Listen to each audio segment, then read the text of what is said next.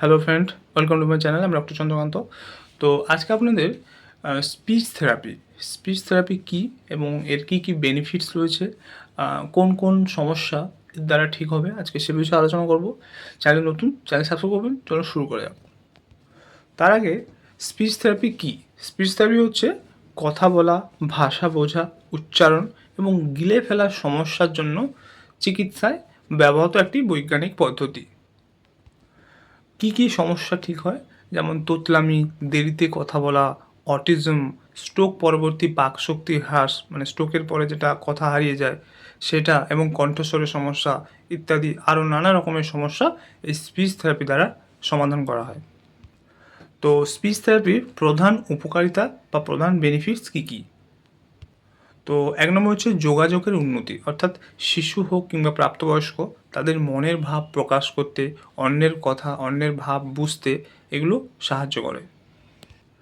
এছাড়াও উচ্চারণগত সংশোধন করে, অর্থাৎ কথা বলার সময় অস্পষ্টতা, তোতলামি, এছাড়াও কোনো অক্ষর উচ্চারণ করতে অসুবিধা ইত্যাদি নানা ধরনের সমস্যা এর দ্বারা সমাধান হয়।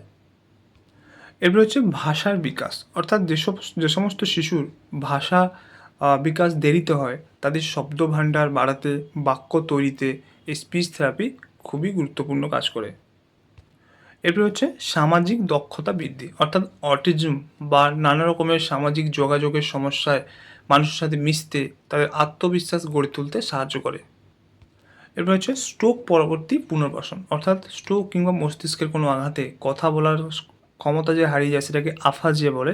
তো সেটার পুনর্বাসন করতে, সেটা আবার ফিরিয়ে আনতে স্পিচ থেরাপি সাহায্য করে।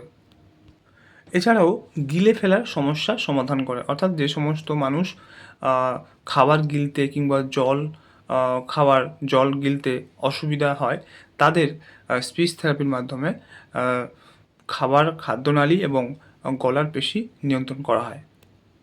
এবার হচ্ছে কণ্ঠস্বর ঠিক করা, অর্থাৎ ভোকাল কর্ডের সমস্যা কিংবা কর্কশ আওয়াজ, এটা ঠিক করার জন্য ভয়েস থেরাপি প্রেসক্রাইব করা হয়।